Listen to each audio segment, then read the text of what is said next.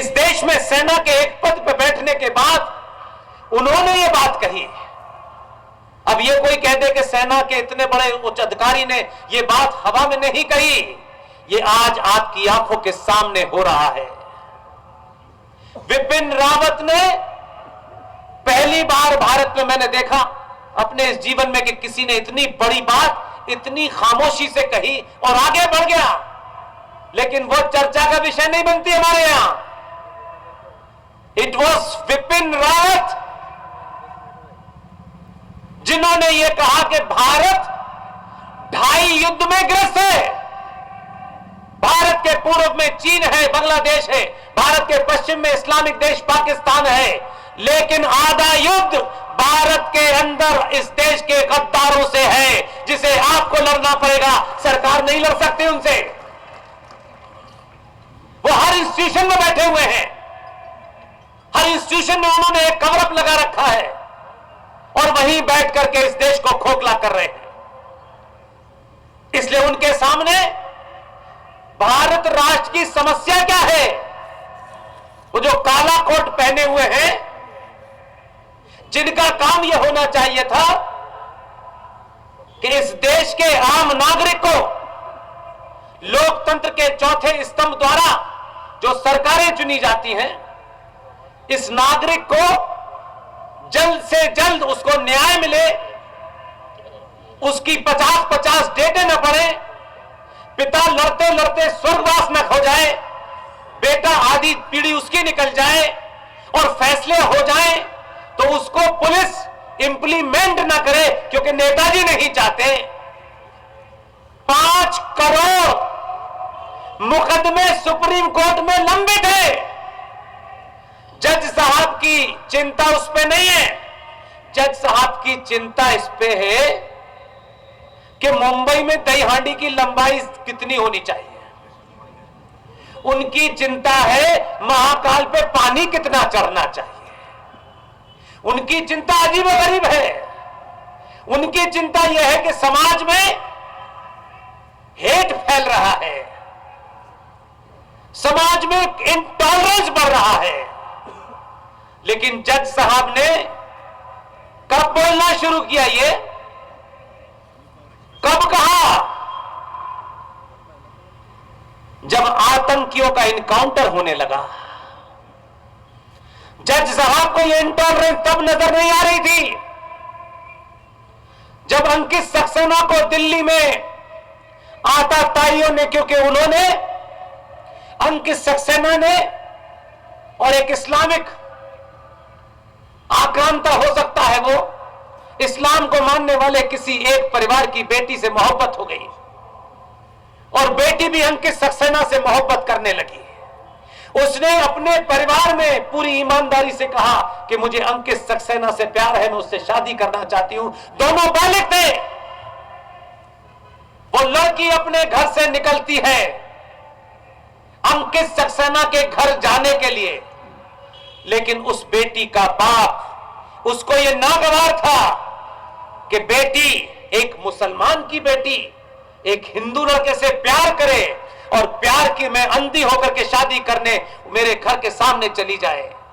उसके भाइयों ने और उसके पिता ने, उसके चाचा ने और ताऊओं ने मिलकर के, आप उनकी मक्कारी देखिए। वो बेटी वहां पहुंचती है, उन्होंने बेटी को कुछ नहीं कहा, अंकित सक्सेना को तलवारों से उसके 75 टुकड़े कर दिए। यह दिल्ली में हुआ। तब जज साहब ने नहीं कहा यह इंटॉलरेंस बढ़ रही है। कश्मीर में कश्यप ऋषि के वंशजों को उनकी उपासना के कारण इस्लामिक जिहादी मुसलमानों ने मारा। यह मैं नहीं कह रहा, यह पूरा देश कह रहा है। तब इंटॉलरेंस की चर्चा नहीं हुई इस देश में। दिल्ली में एक सरकार के कहने पर, प्रधानमंत्री के दिशा निर्देश में 3,500 सिखों की इसलिए हत्या की गई कि किसी सिख का नाम लिया गया कि उसने इंदिरा गांधी को मारा है। 3,500 सिखों को सड़कों पे मार दिया गया। तब इंटॉलरेंस नहीं थी। मई 2014 से दिसंबर 2021 2021 तक हमारी टीम ने, हम कोई फालतू काम नहीं करते, हमारे पास समय नहीं है, हमारे पास साधन नहीं है, फिर भी हम ये मानते हैं कि हम इसका रोना नहीं रोएंगे। वाजपेयी जी पूरे देश में मई 2014 से लेकर के दिसंबर 2021 तक ऐसा डाटा हिंदूवादियों के पास नहीं मिलेगा। उन्हें ये डाटा थोड़ी रखना है, क्योंकि उन्होंने तो परिभाषा बदल दी है। 277 इस देश में सनातनी बेटियों और हिंदू लड़कों का मॉब लिंचिंग में हत्या की गई। किस शहर में मारा, किस हथियार से मारा, कौन से थाने में रिपोर्ट है, कंप्लेंट है या एफआईआर है, पूरा रिकॉर्ड हमारे पास है। तब इंटॉलरेंस नहीं बढ़ रही थी। सनातनी ने सिर्फ अभी 700 साल के बाद इतना ही कहा है कि तुम्हारी बकवास हम टॉलरेट नहीं कर रहे, तो भी इस देश में इंटॉलरेंस बढ़ गई है। अभी तो सिर्फ सनातनी ने इतना ही कहा है कि तमीज में रहना, अपनी औकात में रहना, अपनी लिमिट में रहना। लिमिट क्रॉस करोगे तो फिर हम अनलिमिटेड हो जाएंगे। इतने में इंटॉलरेंस बढ़ रही है।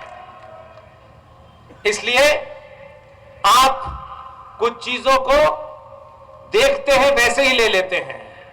आपने जिसको बिठाया है दिल्ली पे, वो संविधान से बना है। उसकी पहले की भाषा भी हमको पता है और आज की भाषा भी पता है। इसलिए संसद के उस पद पे बैठ करके, सर्वोच्च पद पे बैठने वाले से ये उम्मीद मत करिए कि वो पुष्पेंद्र की, आरएसएन की और सुशील पंडित की भाषा बोल सकता है। हम इसलिए आजाद हैं कि हम ये भाषा में अपनी बात रख सकें। उसने जब आपसे ये कहा था पहली बार, आप कंफ्यूज हुए क्योंकि आपकी थॉट प्रोसेस उससे आगे नहीं गई। उसने कहा हमें गंदगी के प्रति 100% इंटॉलरेंट होना है।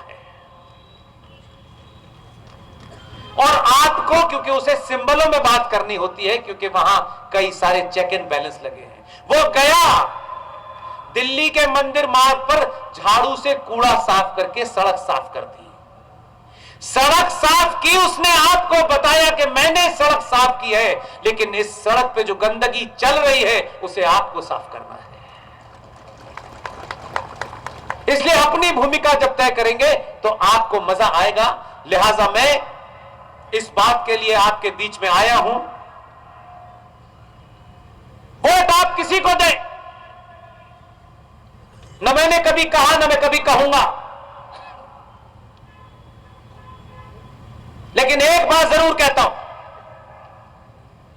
आज शिव भक्त हो आप या ना हो, आपका सरनेम क्या है मुझे इसमें भी कोई इंटरेस्ट नहीं है।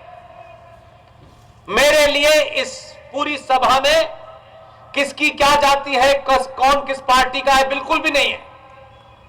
मेरे लिए यहां 20,000 सनातनी योद्धा है। उन सनातनियों को सच बात में रखो, इसलिए आपके नाम के आगे शर्मा लगा है, वर्मा लगा है, सिंह लगा है। ये वैसा ही है जैसे पोस्टमैन को मकान ढूंढने के लिए अलग अलग मकान नंबर चाहिए होते हैं। अगर नंबर नहीं होगा मकान का अलग अलग, तो इसकी चिट्ठी इसके पास चली जाएगी और इसकी चिट्ठी इसके पास चली जाएगी। जाति आपकी निजी पहचान है, ये सरनेम आपकी निजी पहचान है। आपसे मेरा निवेदन है, घर के अंदर रहे, घर की चार दीवारी में रहे, तब तक आप ब्राह्मण, बनिया, ठाकुर, दलित जो है रहें। जब घर की दहलीज, जब घर की वो सीमा लांघ करके बाहर निकले, तो अपनी निजी पहचान घर छोड़ के आए और सिर्फ ये माने कि मैं सनातनी हूं और कुछ नहीं हूं। और ये भी नहीं कहता कि हर वक्त आपको ऐसा दिखना है। जो कपड़ा पहनना है पहनिए, जो फैशन करनी है करिए। कपड़ा पहनने से कोई सनातनी नहीं होता। हर गेरुआ डालने वाला कंधे पर संत नहीं होता। यह रंग है, एक पवित्र रंग है, हमारी आस्थाओं का रंग है, इसलिए उस रंग के प्रति हमारी आस्था है। लेकिन यह जरूरी नहीं है कि संत के पास अगर वो रंग है तो यह संत की ही जिम्मेदारी है कि अब वही आपको बताएगा। संतों को अपना काम करने दीजिए। आधुनिक युग में पैंट शर्ट में भी संत पैदा होते हैं। इसलिए काम क्या कर रहा है, कैसे कर रहा है, यह महत्वपूर्ण है। लिहाजा 5 साल में एक दिन मेरी बात को अपने घर जाके सोचिएगा। और मैंने कहा आपके कि मेरी टीम में जो लोग हैं, जिस दिन भी आपको मुझ जैसा कोई आदमी किसी पार्टी, किसी नेता, किसी संगठन के कार्यालय में टिकट लेने के लिए आपको नजर आए, उस दिन सब कुछ समाप्त। इसलिए यह बात कहता हूं, हम नहीं चुनाव लड़ रहे, ना हम लड़ेंगे, लेकिन जो लड़ रहे हैं उसमें आपको तय करना है, मुझे तय नहीं करना। और एक ही बात तय करेंगे तो देखिए आपकी जीत होगी। भारतीय राजनीति के केंद्र में इस 70 साल के सफर में कभी सनातनी हिंदू था ही नहीं। जब भी चुनाव होते हैं, सत्ताओं पर बैठने की बात आती है, तो सबसे पहले तय होता है कि छोटे भाई का पजामा, बड़े भाई का कुर्ता को क्या चाहिए। वहां से इंची लेपने के शुरू करता। हर पार्टी की बीमारी है ये, और उनका दिल ही नहीं भरता। उनको सब कुछ दे दो, संविधान को रौंदते हुए भी दे दो, तब भी वो कहते हैं हमें तो बड़ा डर लगता है यहां पे। तो सीरिया चले जाओ, डर दूर हो जाएगा। वहां डर लगने से पहले ही समाप्त हो जाएगा खेल। इसलिए मैं कह रहा हूं, भारतीय राजनीति के केंद्र में एक पॉलिटिकल साइंस के स्टूडेंट की हैसियत में जब मैं देखता हूं तो मानता हूं कि इन पिछले 10 सालों में एक बड़ा परिवर्तन क्या हुआ है। एक बड़ा परिवर्तन यह हुआ है कि भारतीय राजनीति के डिस्कोर्स में पहली बार सनातनी हिंदू आया है। और इस बात को इतना आगे ले जाना है।